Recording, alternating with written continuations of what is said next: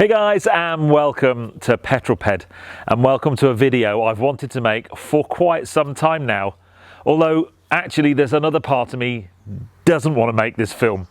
I've finally got my hands on the Mini GP3. I've been driving the car for the last week, and finally I'm in a position where I can conclude my Mini GP3 story, from ordering it before it was even announced to cancelling it at the last minute and replacing it with a JCW Clubman. Did I make the right decision? Do I regret making that decision? Well, after a week of ownership of the GP3, I think now I'm in a position to tell you my final thoughts.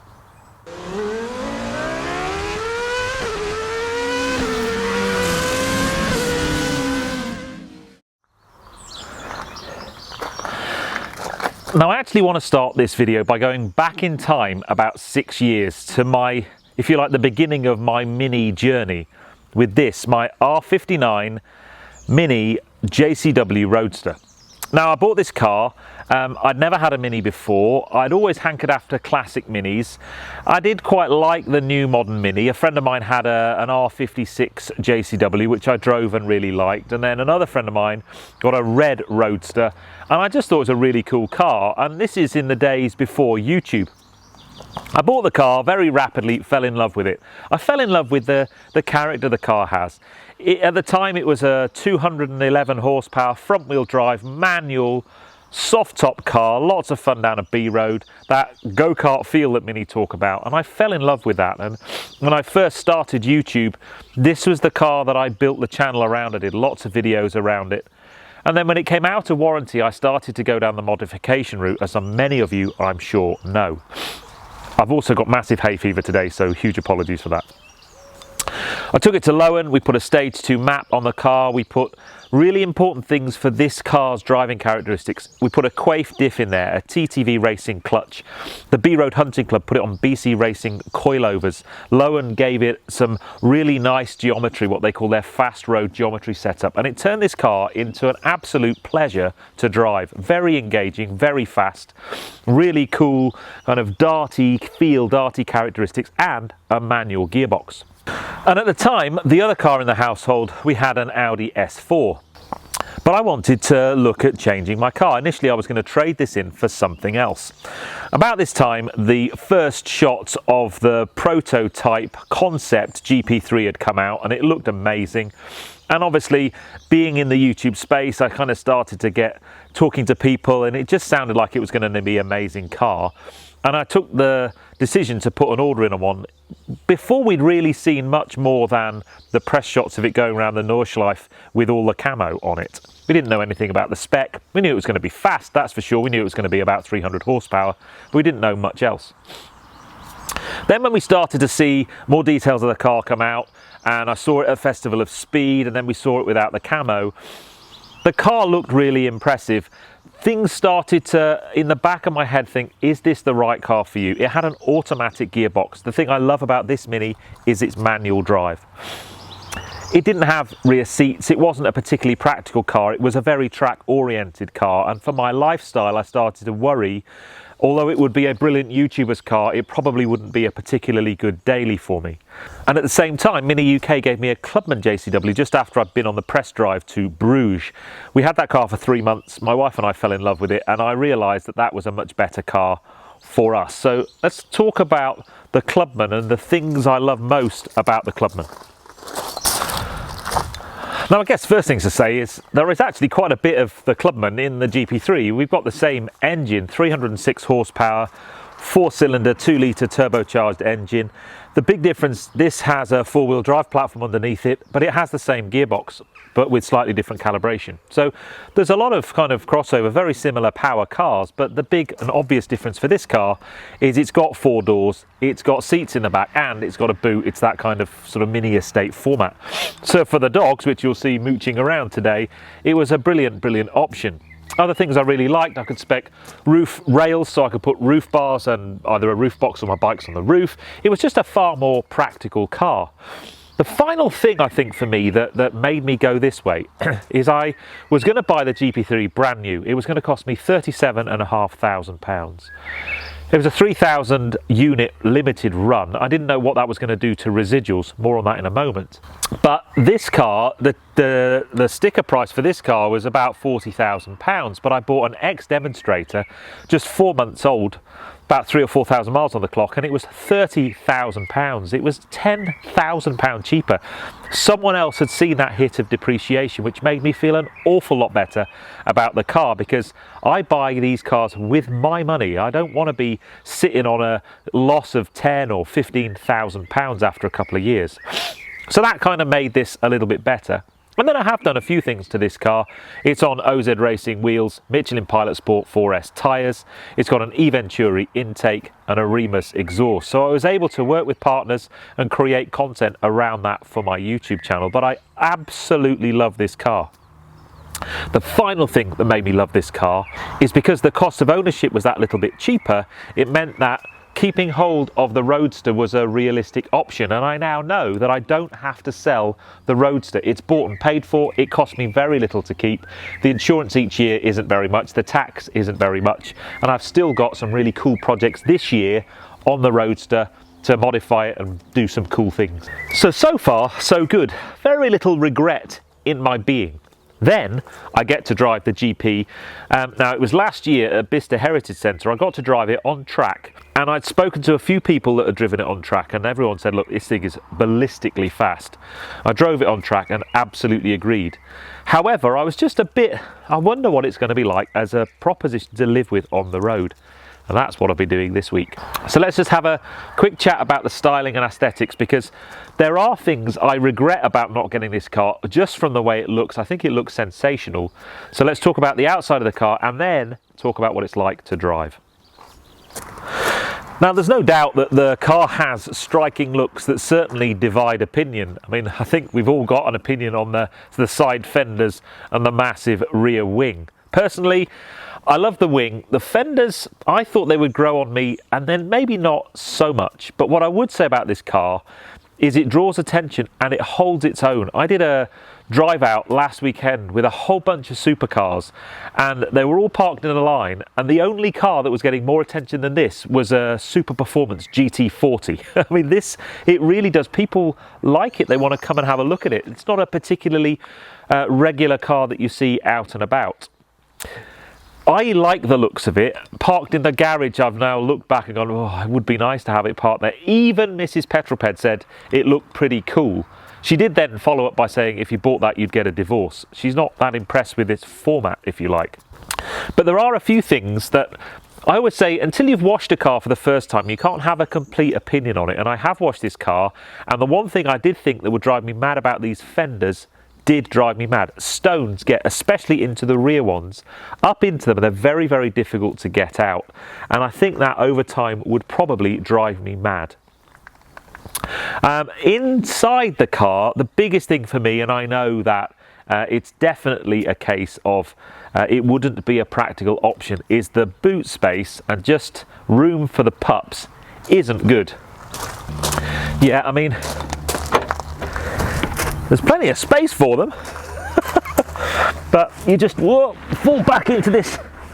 It's not very good in here for you guys, is it? Hey? And it's not very good for just general practical luggage. There's very few places you can anchor points into. There's this fake strut brace which I've mentioned in other videos. And this, for me, this space is probably one of the biggest reasons why I know this car wouldn't have worked for me as a daily. Now, I know there are quite a few of my followers that have these that daily them, and that's all well and good. However, on a day-to-day basis, if this is your only car, this is not really a car that you're going to daily that easily. If you want to have some fun on a track, or you have some fun at the weekend, that's a different matter entirely. But I was looking for a car that was a little bit more rounded. I don't know, my romantic visions, I thought I could probably get away with dailying this, but I'm not so sure you'd be too impressed, would you? Do you want to get out now? Hey?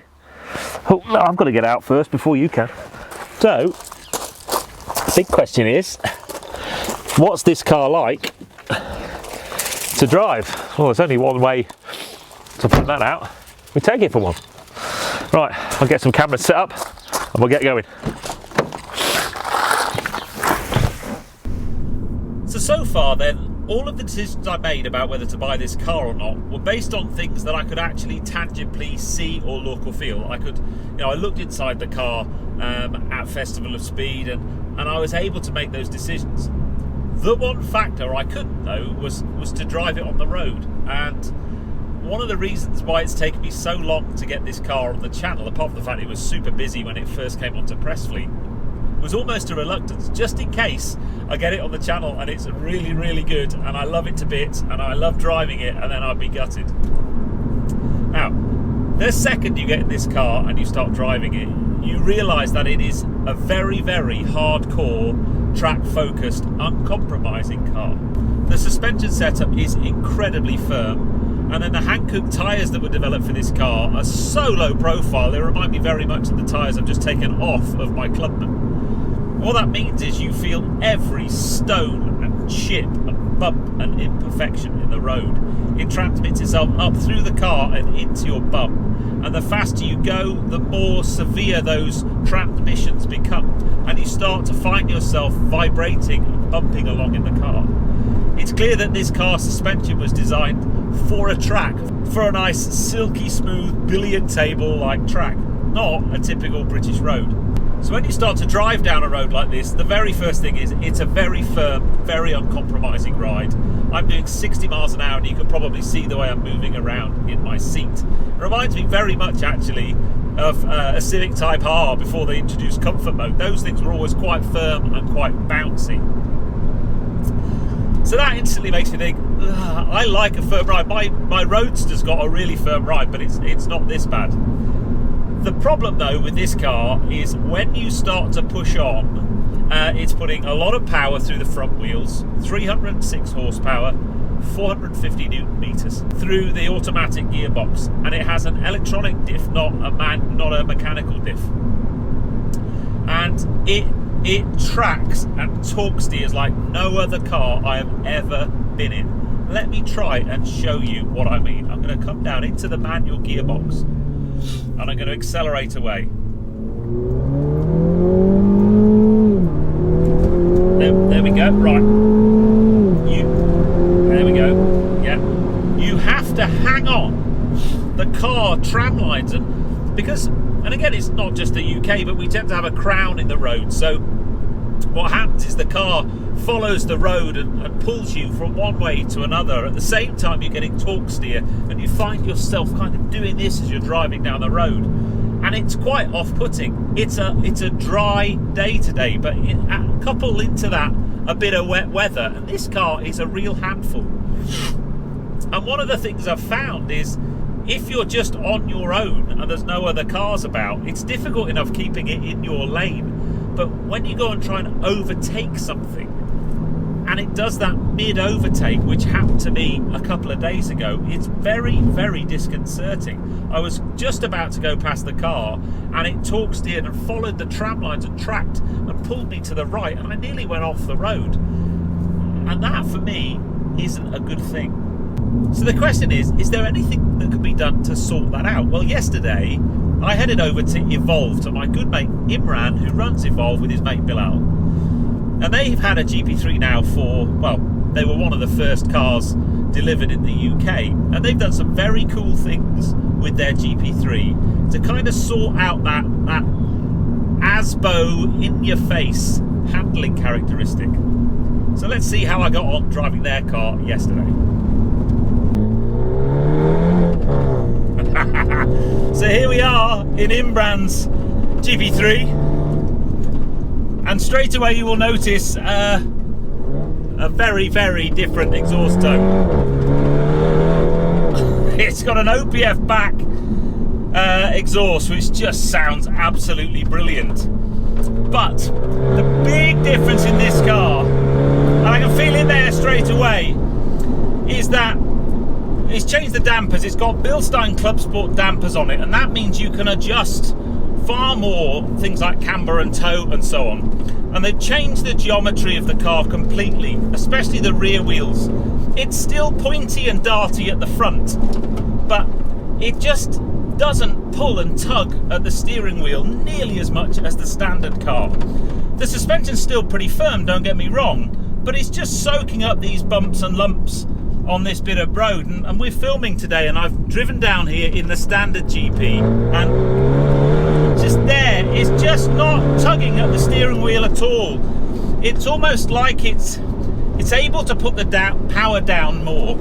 Other difference is this car, it is dropped a little bit, I think about 20 mils compared to the standard car, and importantly it's running on Michelin Pilot Sport 4S tyres, and I think they make a huge difference to the ride quality. So it's not that the standard GP isn't a hoot and isn't an amazing car, but what I find with this car, what Imran's and the guys at Evolve have been able to do, is to just dial back some of the harshness that comes from this car having a completely track focused setup. It's still firm, it's still a pointy Mini like I like, but it's just able to deal with this kind of B-road far better, and it's just turned it into an absolute B-road weapon. And now I love it, and it sounds bloody good as well.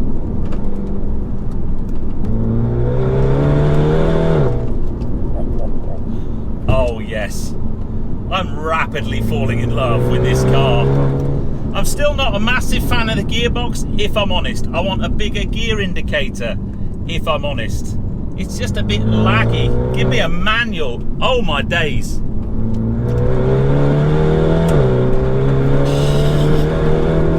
Listen to that seat. It's just able to, it's still firm. Look, you can see me being unsettled in the seat. So it's, you know, if you want a soft ride, comfort, luxurious car, do not buy one of these. But it's just far more settled than the standard car. Last thing to note, genius from Imran and the guys at Evolve, the wheels on this car, he had them made specifically for the car. They are bespoke GP3 design, and I think they look magnificent. I have actually come to quite like the standard wheels of the GP3. I thought they were a bit jarring the first time I saw them, but I quite like them really. Honestly, this car, oh, the exhaust just makes it for me. Just on throttle, there's none of the tug. A couple of times I've really almost felt like the car, as I'm overtaking, wants to kind of either stick me in a ditch, stick me in the car I'm overtaking, or just put me on the wrong side of the road completely. And that's never a good thing, right? Yes. I like this car now. I really, really like it. So yeah, incredible what Imran and the guys at Evolve have done to their GP3. Utterly transforms the car. And I don't want to take anything away from the stock GP3 because it is an incredible thing to drive. I mean, let's just quickly, while we're here, take it up my favourite bit of hill climb road, shall we? I mean, it's got so much go. It's got a very pointy front end, but it's just when you're on the throttle, like, I mean, that's actually now pulling nicely into the corner. It's a proper quick car, this. On dry conditions, it's a B-road destroyer, there is no doubt. There, it's pulling there in my hand there. And I think that's the bit that makes me really glad about the decision I made, because much as this car would be amazing on a track, on a B road, yes, I could do the modifications that Imran's done to his car. Those just the suspension components are like 3,000 quid, and if you add in the wheels and the exhaust and the other things, you're looking at, I don't know, £5,000-6,000 on a car that already was 37,500 quid. What I am comforted by is if you want to buy one of these now and you go on Auto Trader, you're looking at mid to high 30s. They have kind of held their price a lot better than I thought they would have done, which is really great for those guys that got one. But this is not a car for me, and I am now convinced about that, and I'm glad and relieved at the decision I made, difficult as it was back at that time. If I were to buy another Mini, the Roadster's not going anywhere, the Clubman's not going anywhere for a while anyway, but there are 3 Minis that I am tempted by. I would love a classic Mini, a classic Cooper S, but I think the ship sailed on that one. They're so expensive now. I'd love an R53 Cooper S, maybe even a GP1, but the supercharged R53, they're amazing little things. They sound incredible. Or I'd still love to do an R56 track day car, so like a road going mini challenge car. I've toyed with that idea about 5 times now, but I think my worry was it would be so similar to the Roadster, but it wouldn't be a GP3, and I'd love to know what you think. As I said, it's an amazing piece of engineering. However, I just think Mini lost a trick. The way the suspension setup just isn't right for re-road driving. A manual gearbox in this car would be so much better, but I know the reasons why that's not possible. But I am glad I finally got it on the road, and I'm glad I finally am at peace with my decision. The Clubman for me is a much better car, but I've had a hoot driving this for the week. Anyway guys, I hope you enjoyed that. If you have done so, please give me a thumbs up. Comments below are always welcome, and if you haven't done so already, please subscribe to Petrol for plenty more content. And I'll see you on the next film. And I'm off home to try and get some antihistamine and get rid of this bloody hay fever, because it's doing my head in. I'll see you on the next